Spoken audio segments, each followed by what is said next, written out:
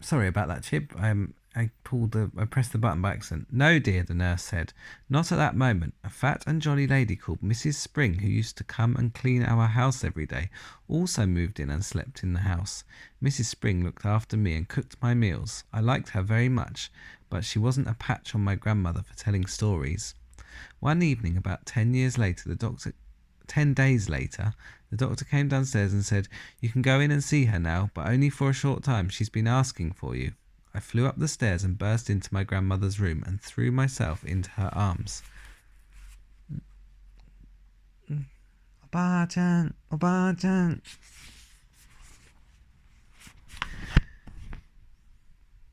Hey there, the nurse said. Be careful with her. Will you be all right now, Grandmamma? I asked. The worst is over, she said. I'll soon be up again.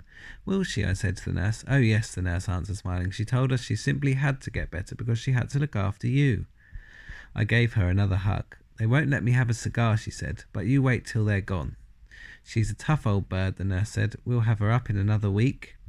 The nurse was right. Within a week, my grandmother was thumping around the house with her gold-topped cane and interfering with Mrs. Spring's cooking. I thank you for all your help, Mrs. Spring, she said, but you can go home now. Oh, no, I can't, Mrs. Spring said. Doctor told me to see that you take it very easy for the next few days. The doctor said more than that. He dropped a bombshell on my grandmother and me by telling us that on no account were we to risk the journey to Norway this summer. Rubbish, my grandmother cried. I've promised him we'll go. It's too far, the doctor said. It would be very dangerous, but I'll tell you what you can do. You can take your grandson to a nice hotel on the south coast of England instead. The sea air is just what you need.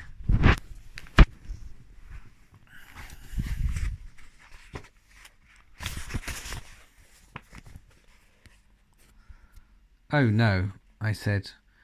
Do you want your grandmother to die? The doctor asked. Never, I said. Then don't let her go on a long journey this summer. She's not yet strong enough. And stop her smoking those vile black cigars. In the end, the doctor had his way about the holiday, but not about the cigars. Rooms were booked for us in a place called the Hotel Magnificent in the famous seaside town of Bournemouth.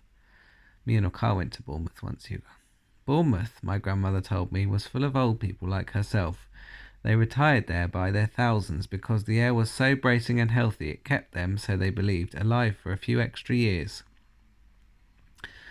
Does it? I asked. Of course not, she said. It's Tommy rot. But just for once, I think we've got to obey the doctor. Soon after that, my grandmother and I took the train to Bournemouth and settled into the Hotel Magnificent. It was an enormous white building on the seafront, and it looked to me like a pretty boring place to spend a summer holiday in. I had my own separate bedroom, but there was a door connecting my room with my grandmother's room so that we could visit each other without going into the corridor.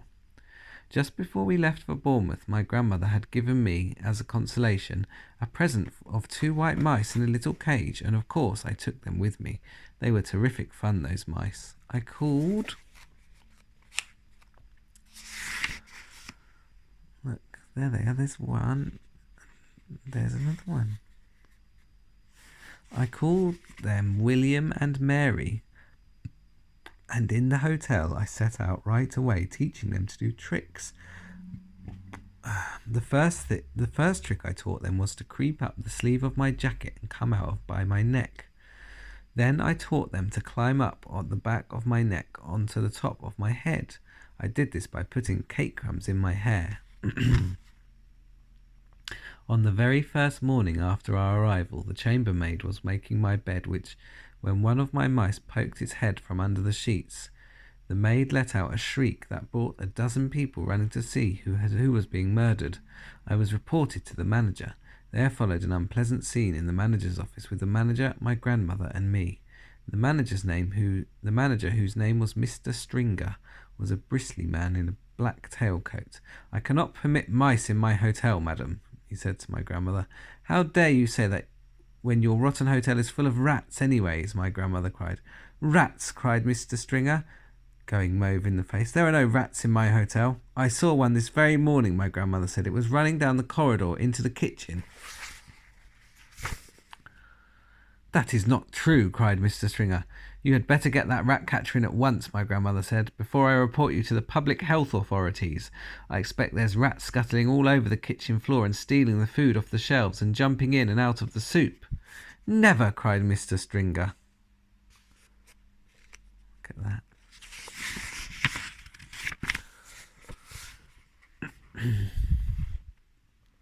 No wonder my breakfast toast was all nibbled round the edges this morning, my grandmother went on relentlessly. No wonder it had a nasty ratty taste. If you're not careful, the health people will be ordering the entire hotel to be closed before everyone gets typhoid. You are not being serious, madam, Mr. Stringer said. I was never more serious in my life, my grandmother said. Are you or are you not going to allow my grandson to keep his white mice in his room? The manager knew he was beaten. May I suggest a compromise, madam, he said. I will permit him to keep them in the room as long as they are not allowed out of the cage. How's that? That will suit us very well, my grandmother said, and she stood up and marched out of the room with me behind her. There is no way you can train a mice inside a cage, yet I dared not let them out because the chambermaid was spying on me all the time. She had a key to my door, and she kept bursting in at all hours trying to catch me with the mice out of the cage. She told me that the first mouse to break the rules would be drowned in a bucket of water by the hall porter. I decided to seek a safer place where I could carry on with the training. There must surely be an empty room in this enormous hotel. I put one mouse into each trouser pocket and wandered downstairs in search of a secret spot. The ground floor of the hotel was a maze of public rooms, all of them named in gold letters on the doors. I wandered through the lounge, and the smoking room, and the card room, and the reading room, and the drawing room. None of them was empty. I went down a long corridor, and at the end of it I came to the ballroom. There were double doors leading into it, and in front of the doors there was a large notice on a stand. The notice on the board said, RSPCC meeting. Strictly private. This room is reserved for the annual meeting of the Royal Society for the Prevention of Cruelty to Children. The double doors into the room were open. I peeped in. It was a colossal room. There were rows and rows of chairs, all facing a platform. The chairs were painted gold, and they had little red cushions on the seats, but there was not a soul in sight. I sidled it cautiously into the room. What a lovely, secret, silent place it was. The meeting of the Royal Society for the Prevention of Cruelty to Children must have taken place earlier in the day, and now they had all gone home. Even if they did suddenly come pouring in, they would be wonderfully kind people who would look with favour upon a young mouse trainer going about his business. At the back of the room there was a large folding screen with Chinese dragons painted on it. There's the room, by the way. He's going into. Looks very grand.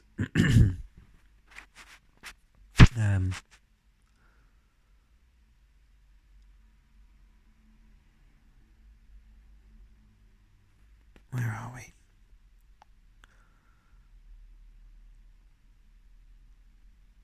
At the back of the room, there's I wasn't a bit frightened of the prevention of cruelty to children people, but there was always a chance that Mr. Stringer, the manager, might pop in his head round the door.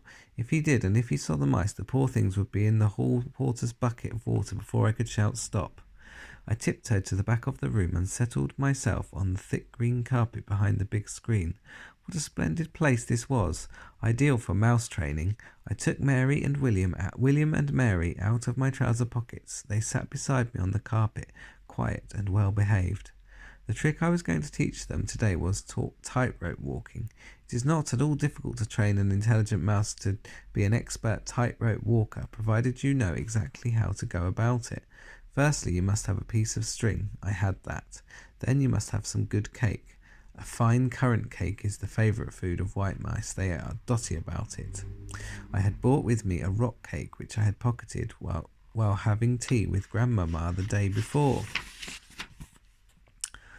Now here's what you do. You stretch the string tight between your two hands, but you start by keeping it very short, only about 3 inches. You put the mouse on your right hand and a little piece of cake on your left. The mouse is therefore only 3 inches away from the cake. He can see it and he can smell it. His whiskers twitch with excitement. He can almost reach the cake by leaning forward, but not quite. He only has 2 steps along the string to reach the tasty morsel. He ventures forward, one paw on the string, then the other.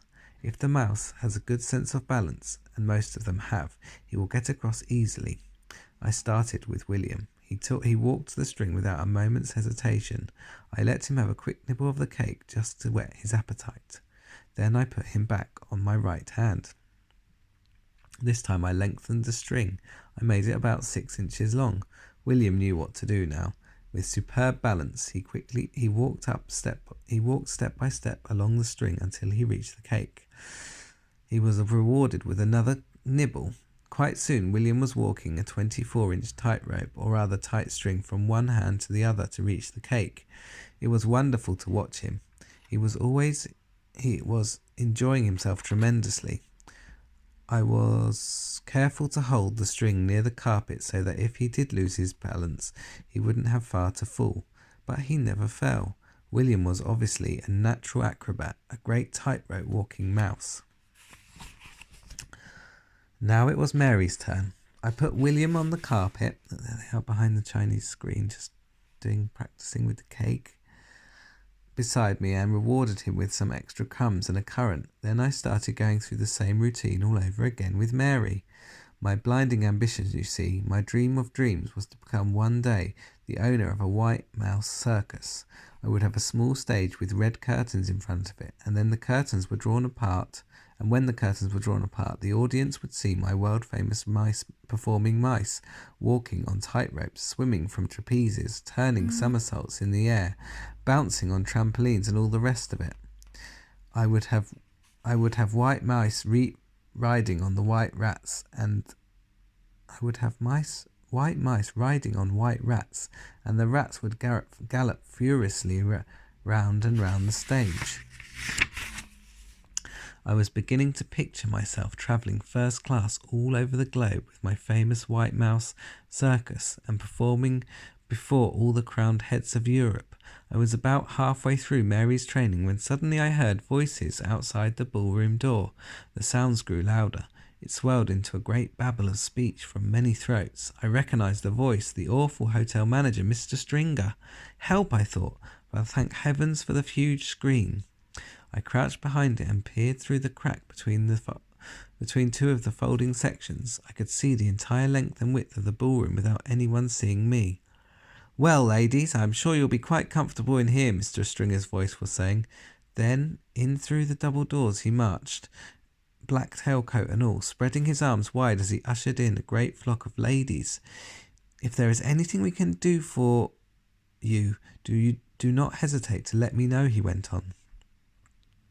"Tea will be served for all of you on the Sunshine Terrace after you have concluded your meeting." With that he bowed and scraped himself out of the room as a vast herd of ladies from the Royal Society of the Prevention of Cruelty to Children came streaming in. They wore pretty clothes, and all of them had hats on their heads.